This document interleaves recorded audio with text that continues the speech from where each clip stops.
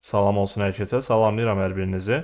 Bu dərsimizdə sizinlə API istəkləri haqqında danışacağıq və bu prosesin ümumilikdə necə baş verdiyini sizə izah etməyə çalışacağam. Təbii ki, burada bizim qarşımıza çıxacaq müəyyən belə deyək də terminlər olacaq. Onları sizə izah etməyə çalışacağam. İlk öncə bunu bildirim ki, dərsimiz nəzəri dərsi olacaq və əsas məsələ bu dərsi niyə görə tədrisin bu hissəsində çəkirəm.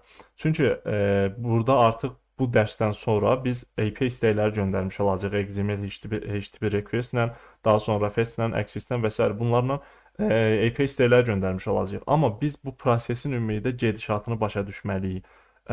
Bilməliyik ki, bu əslində API istəyi göndərəndə, hər hansı bir endpoint-ə istək göndərəndə oradan bizə qayıdan data var və yaxud da ki, biz müəyyən bir datanı müəyyən bir yerə yazmaq istəyirik, backend-ə göndəririk ki, bunu müəyyən bir yerə yaz və yaxud da ki, müəyyən bir datanı update etmək istəyirik, müəyyən bir datanı silmək istəyirik. Bu necə baş verir? Əslində bu proses necə baş verir? Bunları sizə izah etmək üçün bu dərsi çəkirəm. Yəni bunları bilib API istəkləri göndərməyə başlasaz, əmin olun ki, 1-0 qabaqda başlamış olacaqsınız. Ona görə də bu dərsi tədrisin bu hissəsinə əlavə etmiş oldum. İndi gəlin başlayaq prosesdən. Baxın, mən burada bir dənə deməli platforma tapdım, regress.in adında. Və burada deməli API istəkləri göndərmək üçün bizə belə deyək də dummy data verir. Yəni biz bu datalar üzərində işləyə bilirik. Siz də bu ünvana daxil olun. Baxın, bu ünvana daxil olun və burada aşağıda görəcəksiniz ki, yəni sadə bir quruluşu var, ona görə bunu seçdim. Təbii ki, buna bənzər fərqli çoxlu platformalar var. Burada baxın, istəklər verilib, metod adları verilib, get metodları verilib, list users. Məsələn, userləri gətirən deməli metod verilib. Burada get metodu var. Burada da get metodu var. Bir dənə single user gətirir. Məsələn, bir dənə user gətirmiş olur. İndi bunların hər birini ayrı-ayrı incələmiş olacağıq. Daha sonra burada yenə get metodu var. Bunlara heç baxmağa ehtiyac yoxdur. Yəni not found burada deməli 404 erroru almış oluruq biz. Daha sonra aşağıda post istəyi var. Baxın, create. Yəni müəyyən bir datanı yaratmaq üçün, müəyyən bir datanı əlavə etmək üçün istifadə etdiyimiz metoddur bu. Daha sonra put var burada. Update eləmək. Məsələn, hər hansı bir ID-yə sahib datanı update eləmək istəyirik. Bu zaman put istəyi göndəririk və delete var burada. Delete də müəyyən bir datanı, məsələn, müəyyən bir ID-yə sahib, ada sahib datanı silmək üçün istifadə olunur. Əsasları bunlardır dediyim kimi. Digərləri də var bu metodların, amma ən çox bu 4 dənəsini görəcəksiniz. Get, post, put və delete. Bunları görmüş olacaqsınız. CRUD əməliyyatları da adlanır bu. İndi bu əslində nə deməkdir? Bu get metodu nə deməkdir? Post metodu nə deməkdir? Put nə deməkdir? Delete nə deməkdir? Gəlin bunlara tək-tək baxaq. Və bu endpointlər necə ortaya çıxır? Təbii ki, bunlara baxacağıq. İlk öncə sizdən etmək sizin etməyinizi istədiyim bir şey var. Bu HTTP metodları nədir? Onu yazıb axtarın. Məsələn, burada, baxın, bu məqalə var burada. Siz də bu ünvana daxil ola bilərsiniz. Və burada bu metodlar haqqında qısa məlumatlar verilibdir. Məsələn, get metodu nədir, post metodu, put metodu və delete digərlərinə də baxa bilərsiniz əlbəttə. Amma bu dördünə ən azı baxın, mütləq şəkildə baxın. Mən sizə şifahi olaraq deyəcəm və dedim hətta. Get metodu dediyim kimi müəyyən bir datanı əldə etmək istəyirik. Məsələn deyirəm, userlər var, userləri çəkib gətirmək istəyirəm layihəmə.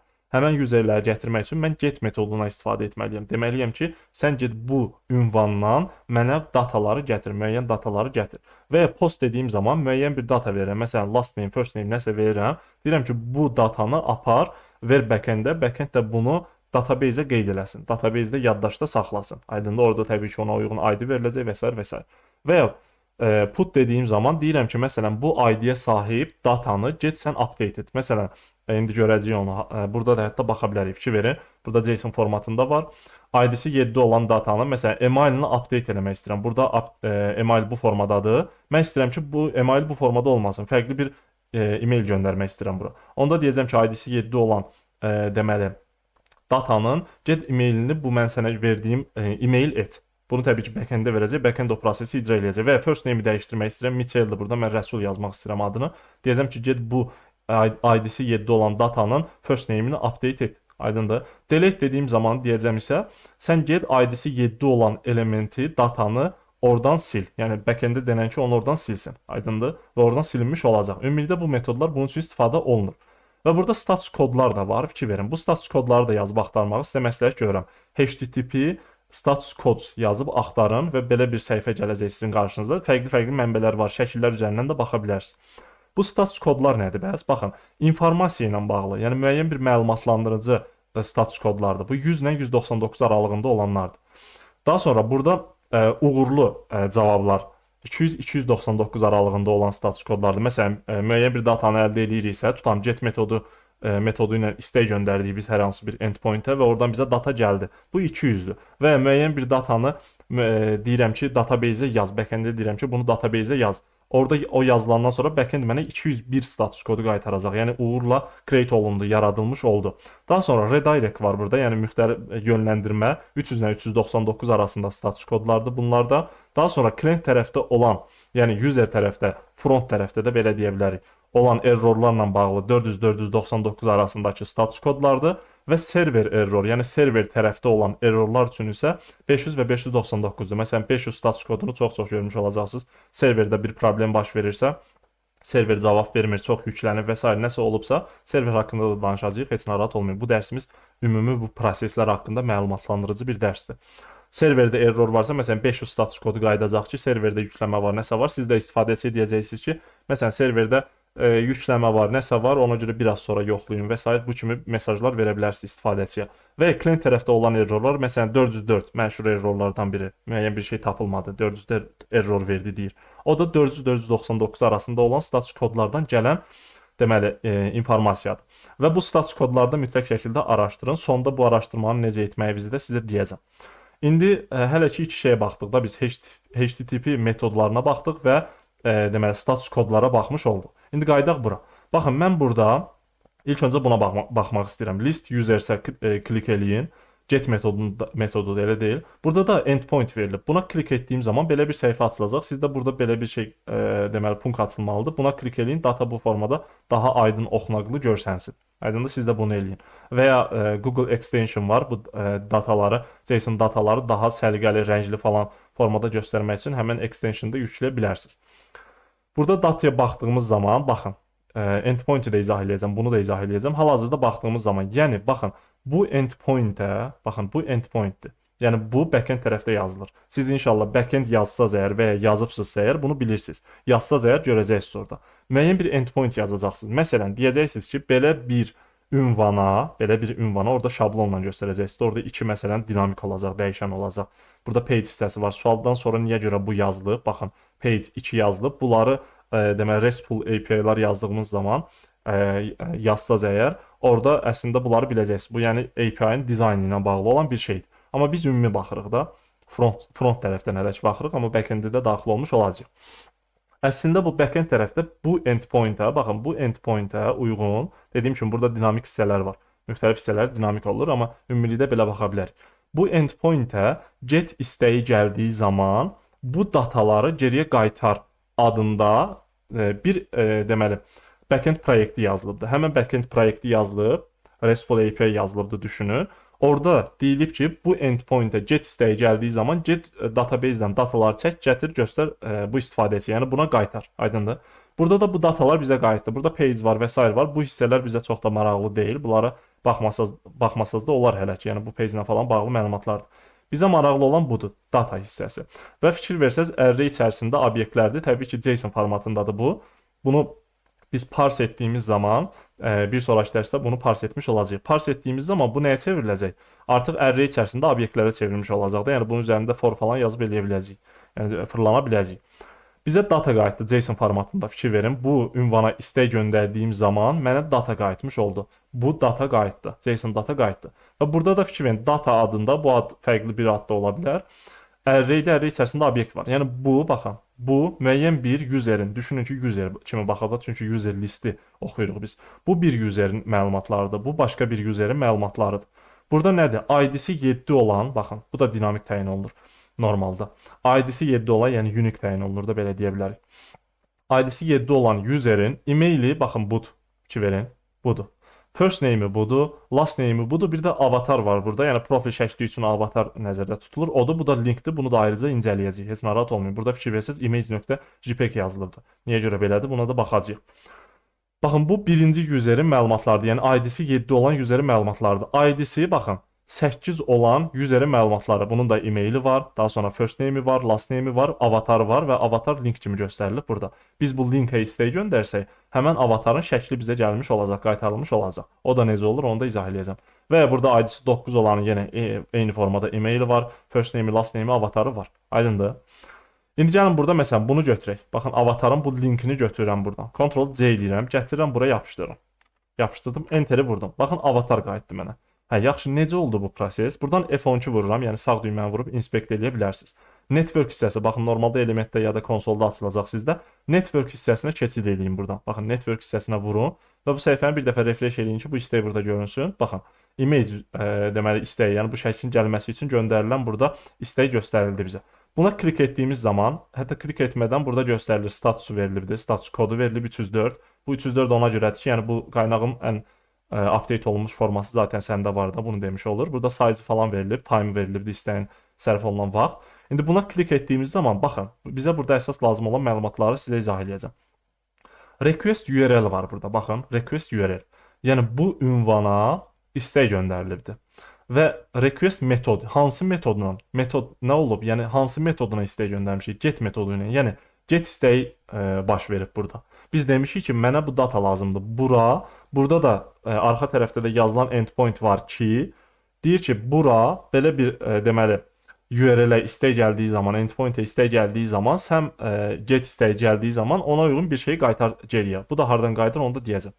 Status kod var burada. Bu status kodu da backend-i yazan şəxs təyin edir. Yəni bunlar belə deyək də səpəli formada hara nə gəldi status kodu verilmir. Müəyyən belə deyək, yoxlamalara əsasən bu status kodlar verilir. Məsələn, müəyyən bir data uğurla geriyə qaytarılıbsa 200 status kodu verilir və ya serverdə error varsa 500 status kodu verilir və yaxud da ki, müəyyən bir məlumat uğurla yükləndisə, database-ə yükləndisə, burada deməli 201 status kodu geriyə qaytarılmış olur front tərəfə. Frontda da yoxlayırıq da, məsələn, status kod 201-dirsə əgər, məsələn, denən ki, uğurla qeyd olundu və ya 200 olanda başqa bir şey qeyd edə bilərik. Yəni istifadəçi məlumat göstərə bilər. Aydındır. Sonra burada remote adres var. Baxın. Bu da əsas məsələlərdən biridir. İndi gəlirik əsas məsələyə. Burada fikir verin. Baxın, buradan bura qədər olan hissə ayrıdır. Sonra qoşa nöqtə yazılıb, 443 yazılıb. Əslində bu nə deməkdir? Bizim bu şəkli almaq üçün istək göndərdiyimiz server ki var, o bu adresdə ayaqdadır əslində. Yəni o server, baxın server necə ayaqda ola bilir? Gəlin bunu da izah edeyim. Bizim kompüterimiz var, sizin kompüteriniz var, elə deyil. Yəni internetə açılan hər hansı bir cihazın IP adresi olur. Düşünün, bir ev inşa olunduğu zaman, tikildiyi zaman necə olur? Həmin evin müəyyən bir ünvanı olur da. Məsələn, bu şəhərdə, bu küçədə, nə bilim, bu ev nömrəsində. Bunun ünvanı var da, elə deyil. Həmin evə getmək üçün o ünvandan istifadə olunur. Elə deyil. Məsələn, hər hansı bir tanışınızın, dostunuzun evinə getmək istəyirsiniz. Onun qaldığı küçəni, rayonu, şəhəri, nə bilim, məhləni, küçəni biləndə, evin nömrəsini biləndə onun nəyini, adresini bilmiş olursunuz. Elə deyil. Həmin adresə gedəndə o dostunuzun evinə gedib çata bilirsiniz. Bu da eyni formada. Bizim cihazlarımız internetə açıldığı zaman onlara IP adres verilir. Yəni həmin deməli cihaza istək göndərildiyi zaman əslində həmən IP adresə getmiş olur. Yəni həmən IP adresə gedib müraciət etmiş oluruq biz. Mən gedib dostumu evdən çağıracamsa əgər, telefonla yox, gedib belə çağıracamsa, onun ünvanına getməliyəm də, elə deyil. Sonra onu çağırmalıyam, ona nəsə verəcəmsə, onu orada təqdim eləməliyəm ona, elə deyil. Ondan nəsə alacamsa, orada almalıyam. Eyni prosesdir, baxın, eyni prosesdir. Dostunuzun evinə gedirsiniz, ona nəsə verəcəksə, əlinizdə aparırsınız onu, həmən o datanı, verirsiniz dostunuza. Elə deyil. O dostunuz da indi onu hara qoyacağını necə özü bilər. Və ya ondan nəsə alacaqsınız, get istəyi eləyəcəksiniz. Yəni ondan nəsə almağa gedəcəksiniz, gedirsiniz onun ünvanına, sonra ona deyirsiniz ki, bəs mən səndən bu şeyi istəyirəm. Aydındır? Yəni bu da eyni formada. Əslində remote adres deyəndə, yəni bunun IP adresinə istək göndərilmiş olur. Bu istək də burada qeyd olunur. Get istəyidirsə, əgər get metodu ilə istək göndərilibsə, ondan nəsə almağa gedirik biz. Və ya postla nəsə istək göndərilibsə, ona nəsə verməyə gedirik ki, biz onu apar harasa yerləşdir. Aydındır? Bəs yaxşı, port ünvanı nədir burada? Baxın, port ünvanı. Bir serverdə ola bilər ki, müxtəlif layihələr ayaqda olsun. Bunu da belə başa düşmək olar ki, bir evdir düşünün, orada 3 dənə dostunuz qalır. 3 dənə dostunuz eyni o evdə qalır. Siz həmən ünvana getdiniz. Baxın, həmən o evin ünvanına getdiniz, elə deyil. İndi siz hansı dostunuza o datanı verəcəksiniz ya da hansı dostunuzdan nəsə soruşacaqsınız. Onu bilmək üçün o dostunuzun adını falan bilməlisiniz, elə deyil. Deyirsiniz ki, məsələn, mən Fəriddən nəsə götürəcəm, mən İsmaildən nəsə götürəcəm, mən Cəmşiddən nəsə götürəcəm. Elə deyil. Yəni ayrı-ayrı adları var da bunların. Eynilə bu serverdə də ayaqda olan layihələr ki var. Yəni mən hansı layihədən nə istəməyə gedirəm? onu da bu portla bilmiş olacağıq. Yəni bu şəklin linkinin yerləşdiyi, yəni daha doğrusu şəklin özünün yerləşdiyi layihə bu 443 indi burada HTTPS sertifikatı var. Bunun təhlükəsizliyi ilə bağlı 443 portunda ayağa qalxıb. Başqa portlar da görə bilərsiniz. Məsələn 80 portunda ola bilər müəyyən bir layihə ayağa qalxsın. Aydındır? Həmin o porta gedəndə orada Nginx-dir, Apache-dir, nədirsə o yönləndirir. Yəni o ünvana getdi. O ünvana gedəndən sonra orada yönləndirmə olur artıq. Sən məsələn bu dostu ziyarət etməyə gəlmisənsə, o dosta yönəlirsən və ya başqa bir dostuva ziyarətə gəlmisənsə, onunla danışacaqsınsa, o dostuva yönəlmiş olursan. Burada da eyni qaydada hansı portda ayağa qalxan layihəyə gedirsənsə, həmin portda olan layihəyə yönləndirilmiş olursan. Aydındır? İndi burada bir şey göstərmək istəyirəm mən sizə. Baxın, düşünün ki, mən gəlirəm bura google.com yazıram. .com yazanmadıq.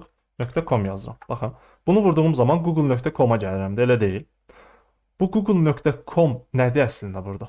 Baxın, onu gəlin buradan baxaq. Terminalı açıram buradan. Bu hissələr, yəni ola bilər ki, bilmirsiniz. Bu çox normaldır. Sadəcə sizə göstərirəm ki, sizdə fikir formalarsın.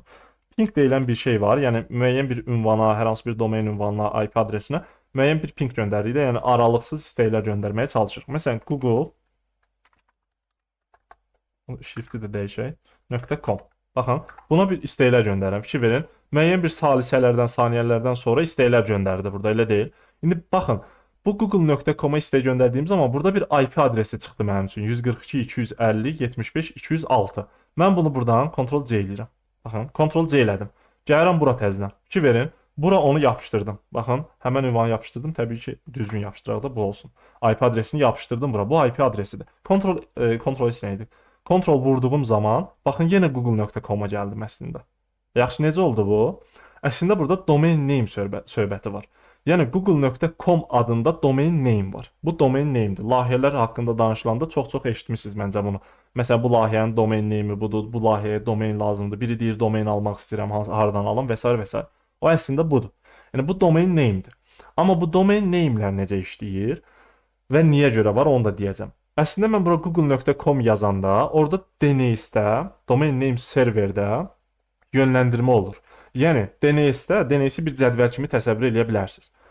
Google.com domain adresinə uyğun olaraq müəyyən bir IP adresi var. Mən burada google.com-un IP adresini götürdüm, fikir verin. Ona uyğun gələn IP adresi buydu da, təsəvvür edin. Yəni əslində o domain name serverdə, həmin o cədvəldə başa düşülür ki, google.com-a istək gəlibsə, onu bu ünvana yönləndir. Aydındır? Həmin ünvana getmiş olur. Bəs yaxşı, niyə görə bu var? İndi düşünün ki, proqramlaşdırma ilə, IT ilə əlaqəsi olmayan bir adam daxil olmaq istəyir google.com-a. Bura daxil olmaq istəyir, elə deyil. Bunun da adı yoxdur. Belə bir sayt var, bura nəsə yazırsan, platforma var, bura nəsə yazırsam, bizə onun haqqında məlumatlar və s. gətirir də brauzerdə, elə deyil. Bir var, həmən adam gəlib bura, baxın. Bu, hətta burada var da. Buraya yapışdıram qoy. Baxın. Buradan silin. Düşünün ki, həmən adam bu səhifəyə daxil olmaq üçün bu ünvanı yazmalıdır da daxil olmaq üçün, elə deyil. O adam nə bilir IP adresi nədir, o nə bilir bunu hardan tapacaq. Elə deyil, bilmir də. Bu istifadəsi bunu bilmir.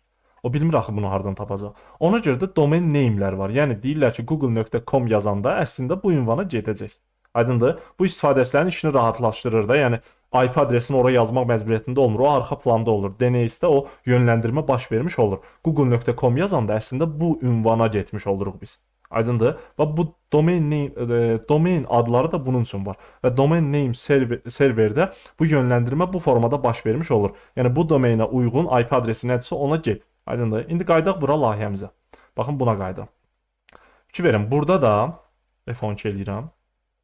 Network hissəsində, baxın, bir dənə də refresh eləyək burada. Bizə maraqlı olan hissə buradır. Buranı açdım, elə deyil. Burada URL-im var mənim. Yəni, burada indi birbaşa URL formasında verilib, amma burada domain name hissəsi var da, regress.in var, elə deyil. Bu formada buna istək gəldiyi zaman, o əslində yönləndirilir bura. Baxın, bura yönləndirilir. Bu onun IP adresidir. Amma orada da bölüşdürmə var. Ola bilər ki, həmən serverdə bizim bildiyimiz kompüterdir də. Sadəcə əməliyyat sistemi Ubuntu ola bilər, başqa bir belə deyək də server tərəfinə yaxın əməliyyat sistemi ola bilər. Həmən serverə bu layihə yüklənir və orada ayağa qaldırılır. Yəni daimi olaraq ayaqda qalmış olur. Biz öz kompüterimizdə server kimi istifadə edə bilərik. Layihəni ayağa qaldıraram, domain name, domain adını bağlayaram mənim öz kompüterimdə olan IP-yə, deyərəm ki, bu portda ayağa qalxan layihəyə yönləndir. Məsələn, bu domain name-ə gələn istəkləri və salam olar. Amma mənim kompüterim həmişə açıq qalmalıdır. Elə deyil. Ona görə də insanlar server kiralayırlar. Bu da ola bilər və yaxud da ki, ola bilər ki, bəzi şirkətlərdə server bazası da özündə yerləşir. Orada sadəcə kompüterlər var, RAM-ı var, SSD-si var və s. var. Ona Ubuntu yüklənir, nəsə əməliyyat sistemi yüklənir, ora layihə yüklənir. Ondan sonra həmən layihə orada müəyyən portda ayağa qaldırılmış olur. Və Nginx-lə falan da orada yönləndirmələr olur ki, bu ünvanda, bu porta, bu domain name-lə istək gəldiyi zaman bu ünvanda bu porta yönəlmiş olsun. Aydındır? Bu da eyni qaydada. Bir dənə kompüterdir düşünün, heç server demirəm. Başqa bir uzaq yerdə olan kompüterdir bu, düşünün. Bu ünvanla internetə açılır. Mənim kompüterimdə müəyyən ünvanla, IP adresi ilə internetə açılır. Sizin telefonda, sizin kompüterdə müəyyən bir IP adresi ilə internetə açılmış olur. Bu IP adreslə də həmən bu layihənin, bu regress.in proyekti saytı bu deməli ünvanda olan, ünvanda ayağa qalxan serverdə, kompüterdə ayağa qalxıb və 443 portunda ayağa qalxıb. Yəni istək göndərdiyim zaman bu URL-ə, endpoint-ə istək göndərdiyim zaman əslində bura istək göndərilmiş olur. Aydındır? Bunu başa düşmək lazımdır. Yaxşı, bəs burada şəkil hissəsi necə olur? Buranı bağlayıram. Şəkil hissəsi necə olur bizə gəlir? Baxın, bu URL var. Baxın, bu URL-i buradan kopyaladım da, mən hardan kopyaladım? Baxın, buradan kopyaladım da, elə deyil. Bunu kopyaladım, yapışdırdım bura, Google hissəsinə. Bunları da bağlaya bilərik buradan. Baxın, hətta təkrar edirəm onu. Bunu buradan kopya edirəm. Fikir verin, bunu da izah edəcəm necə olur bu. Buraya yapışdıram, elə deyil. Enter vururam, mənə bu avatar qayıtmış olur. Burada əgər, baxın, endpoint-i incələsək, HTTPS var, bu hissəsini keçirəm. Regress.in var, domain hissəsini keçirəm. Burada baxın, slash var, image var, daha sonra face hissəsi var, slash var, bir dənə də bu şəklin adı var. Baxın, bu əslində nə deməkdir? Bunu oxumağı bacarmaq lazımdır. Yəni, şərt deyil, amma bu kimi deməli hadisələri, bu prosesləri bildiyiniz zaman sizdə elə gözəl fikir formalaşacaq ki, mən nə etdiyimi biləcəm əslində. Nə etdiyinizi biləcəksiniz əslində. Siz nə iş gördüyünüzü biləcəksiniz əslində. Aydındır? Bir var röyada adam yuxuda kimi hərəkət eləsin, bir də var ki, bilsin ki, mən burada bu prosesləri icra edirəm. Aydındır? Ona görə bu dərsi sizə izah edirəm. Baxın burada regress.in, yəni bu domain name ki var burada. Slash yazılıb, image yazılıb. Deməli burada image adında bir dənə folder var. Onun içərisində face adında bir dənə face adında folder var. Onun da içərisində bu JPEG var. Bu JPEG var. İndi mən burada baxın. Bu hissədə bunu əslində özüm yaratdım. Təbii ki, bu backend proyekti deyil. O normalda backenddə o qeyd olunub. Amma mən burada onun demosunu yaratdım. Baxın, 109-cu folderim var. Onun içərisində image var. Image, baxın. Düşünün ki, bu 109-cu folderim mənim backend proyekti olacaqdı. Mən bu layihəni ayağa qaldıracaqdım. Onun içərisində image var. Image içərisində baxın, face hissəsi var. Face-də də baxın bu şəkil var. Bu şəkil var. Əslində istək gələndə oradan gəlir bura. Aydındır? Yəni bu layihə hansı serverdə ayaqdadırsa, həmən domain adı ilə deməli yönləndirilir ünvana, həmən ünvanda deməli həmən ünvana sahib serverdə müəyyən portda ayağa qalxan layihə ki var, onun içərisindəki image adında folderin içərisindəki face hissəsinə gedir və orada bu şəkli gətirmiş olur. Aydındır? Amma burada data fikir verin. Baxın, burada şəkil deyilən bir şey yoxdur. Burada URL var. Bu proses necə olur? Məsələn, mən bir şəkil əlavə edirəm. Bizim profil şəklimiz Instagramda, başqa bir sosial şəbəkədə necə görsənir əslində? Mən ora şəkil yüklədiyim zaman, o şəkli əlavə edirəm. Təsdiq etdiyim zaman o şəkil əslində göndərilir backend tərəfə. O backend tərəfdə şəkil indi ya AWS istifadə olunursa S3-ə və s. başqa bir yerlərə yazılır. İndi mən ən bəsit dilin deyirəm də. Həmən o gələn şəkil ki var, baxın. Həmən o gələn şəkil ki var. O əlavə olunur. Baxın, burada düşünün ki, bu image altında, bu face altındakı bura. Bura əlavə olunur. Və onun linki yaradılır. Ona belə deyək də, unique olan link yaradılır. Həmən link də database-də bu datanın içərisində saxlanılır. Aydındır? Yəni bu faylın, bu şəklin yolunu göstərən link yaradılır backend tərəfdə. O da bu datanın içərisinə əlavə olunur avatar kimi və ya deməli image URL kimi əlavə oluna bilər. Və istər-istəməz baxın bu userin məlumatları istəndiyi zaman front tərəfdən backenddən istəndiyi zaman bu datanın bu userin məlumatları fronta gedəndə frontçu görür ki, burada avatar var. Ona lazımdır ki, şəkli göstərsin də, elə deyil, ekranda şəkli göstərsin hardasa. O artıq orada image adında bir tag açır, həmən taqa bu URL-i verir. avtomatik artıq bu da ayaqdadır artıq. Server ayaqdadır axı. Gedir bu ünvana gedəndə həmin şəkil onun ekranında gəlib görsənmiş olur. Ona görə mən burada bu şəkli görürəm. İndi burada görə bilirəm. Təbii ki, image taginin içərisinə atıb orada da görə bilərəm də. Bunu elə deyil. Avtomatik gəlir ekranda həmin şəkil görsənmiş olur. Aydındır? Yəni bu prosesdə bu formada baş verir. Əslində həmin şəkil ora göndərildiyi zaman, upload olunduğu zaman müəyyən bir folder əlavə olunur və yaxud da ki, daha professional versiya buludda saxlanması, AWS-də, S3-də falan saxlanılmasıdır. Orada saxlanılır, Azure-da fərqli formada saxlanılır. İndi mən ən bəsitini deyirəm də, dediyim kimi folderdə saxlanılır şəkil özü və həmin şəklin yolu və ona uyğun bir ad verilir, daha doğrusu həmin şəklə uyğun bir ad verilir, unik bir ad verilir və o saxlanılır müəyyən folderdə. Onun da yolu, həmin şəklin yolu, URL yolu saxlanılır datanın içərisində. Burada link kimi saxlanılır. Front bu userin məlumatını istəyəndə burada link ona göndərilir. Həmin linki o image içərisinə yazanda əslində bura istək göndərir o image tagi içərisində və bunu bu şəkli almış olur və ekranda göstərmiş olur. Aydındır? Ümumilikdə yəni proseslər bu formada baş verir. Qısa olaraq üzərindən geçsək əgər, baxın. İndi bura qayıdıram. Baxın. Burada get istəyinə baxdıq, deməli post istəyinə baxdıq, delete istəyinə baxdıq, bir də ki update üçün put istəyinə baxdıq da, elə deyil biz. İndi nəzərə olaraq dedim də sizə əsasən get üzərində dayandıq. Burada get istəyində baxın, list users deyəndə hər hansı bir, baxın bu endpoint də dediyi ki, get istəyi göndərdi. Oradan bizə datalar qayıtmış oldu və ona uyğun status kodlar qayıtmış oldu. Status kod qayıtmış oldu. Burada single user var. Yəni bir dənə user gətirmək istəsən, fikir verin. Burada endpoint-ə baxın. API yazılıb, users yazılıb, sual page və 2 yazılıb. Yəni səhifə 2-də ora fikir verməsəz olar. Bura qədərə baxsaz kifayət eləyəcək usersə qədər. Single usersə vurduğum zaman baxın burada nə oldu? API yazıldı, users yazıldı və ID yazıldı. Buna klik edirəm, fikir verin. ID-si 2 olan useri gətirmiş oldum mən. Bunun e-maili var burada, first name-i, last name-i, avatarı var. Bu support hissəsinə baxmayın. Yəni bu regress.in-in öz platformasının reklamıdır əslində. Yəni deyir ki, bu serverə də baxa bilərsiniz də, bu API-də var, buna da baxa bilərsiniz. Yəni onunla bağlıdır bu data. Yəni öz reklamları ilə bağlıdır. Bizə maraqlı olan bu hissədir. Aydındır? Burada da fikir verin. ID-si 2 olanı mənə qaytardı. Mən ID-si 3 olanı istəsəm, baxın, 3 olanı istəsəm. Fikir verin, yoxdur belə bir şey. Baxın, error qayıtdı mənə. Bu nəticə qayıtmış oldu. Hətta burada F12 vursaq, bir dənə də refresh eləyirəm. Baxın, buna klik eləyirəm, 401 qayıtdı mənə. Status kod olaraq 401 qayıtdı artıq mənə. Ki verdiniz, remote adresi yazılıb burada, portda yazılıb, request URL-im yazılıb burada, bu URL-ə istək göndərdim. Nə istək göndərdim? Metodum nədir? Get istək göndərdim və 401 qayıtdı mənə. Amma mən burada məsələn 2 göndərsəm, bu ID-si 2 olan data orada var da, özləri təqdim edir. Baxın, bu data mənə qayıtmış oldu. Burada da onu görə bilərik. Baxanda 200 status kodu qayıtdı. Yəni mənə uğurlu data qayıtdı. Yəni datanı uğurlu şəkildə mənə qaytardı.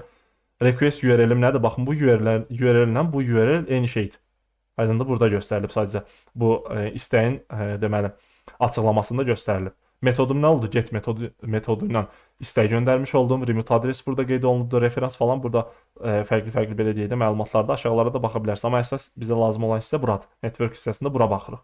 Aydındır? Yəni bilmək lazımdır ki, biz əslində data istədiyimiz zaman bir yerdən həmin endpoint-ə istək göndərdiyimiz zaman həmin endpoint-ə sahib, deməli, domain name-ə ilk öncə gedir. Domain name-ə uyğun olan adresə əslində istək gedir. Orada ayaqda olan hansı layihə hansı portda ayaqdadırsa, həmin layihəyə yönəlir və orada artıq deməli həmin layihə içərisində endpointlər yazılıbdır. Yəni orada yazılıb məsələn get istəyi gəlsə belə bir URL-ə bura yönləndir. Orada ona uyğun proseslər icra olunur. Post istəyi gəlsə sən bura yönləndir. Bu formada o artıq backend hissədir. Aydındır?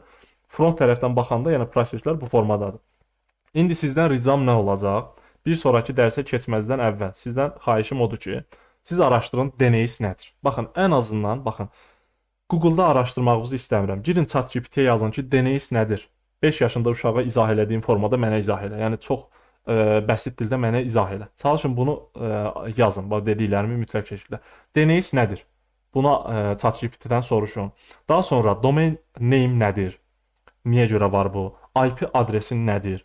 HTTP metodları nədir? Niyə görə var bunlar? Nə üçün istifadə olunurlar? Daha sonra HTTP status kodları nədir? Niyə görə var bunlar? Nə üçün istifadə olunurlar? Bu 100-lə 199, 200-lə 299, 300-lə 399, 400-lə 499, 500-lə 599 arasında olan status kodlar nə üçün var? Niyə görə bunları biz bilməyimiz yaxşıdır, bizim bilməyimiz yaxşıdır? Baxın, bu dediklərimi 4 dənə, 5 dənə oldu da. Dediklərimi ChatGPT-dən mütləq şəkildə soruşun. Ondan sonra növbəti dərsə keçə bilərsiniz. Yəni bu dərsi bu araya salmaq istədim. Əslində dərslərimiz mən çalışıram ki, azaltmayım dərsləri. Əslində ən geniş məlumatları təqdim edeyim sizə. Geniş məlumat deyiləndə, yəni boş məlumatı yox. Sizə lazım olan məlumat. Yəni siz bu prosesləri başa düşsəz, əmin olun ki, siz tamam fərqli formada kod yazacaqsınız. Baxın, bunun %100 sizə sözüm verirəm. Siz bu dediklərimi başa düşsəz, baxın bu dediklərimi araşdırıb başa düşsəz əgər, siz tamam fərqli formada kod yazacaqsınız. Sizin qarşınıza çıxan errorlar olanda, error çıxanda sizin qarşınıza, siz biləcəksiniz ki, hə, burada bu problem ola bilər. Bu fikri artıq özünüzdə formalaşdıra biləcəksiniz. Yəni bir var ki, bu gördüyümüz işləri möcüzə kimi qəbul edək ki, deyək ki, hə, mən bunu eləyirəm, arxa planda nə gedir, mən bilməsəm olar. Bir də var ki, bu işləri biləsiniz. Və bu dərsi burada keçməyimin səbəbi odur ki, sonda bunu da deyim. Bu dərsi burada ona görə keçirəm ki, artıq biz API istəkləri göndərmiş olacağıq. Müxtəlif metodlarını, HTTP metodlarını istəklər göndərmiş olacağıq. Status kodlar qayıtmış olacaq bizə və s. və s. status kodlara görə yoxlamalar aparmış olacağıq.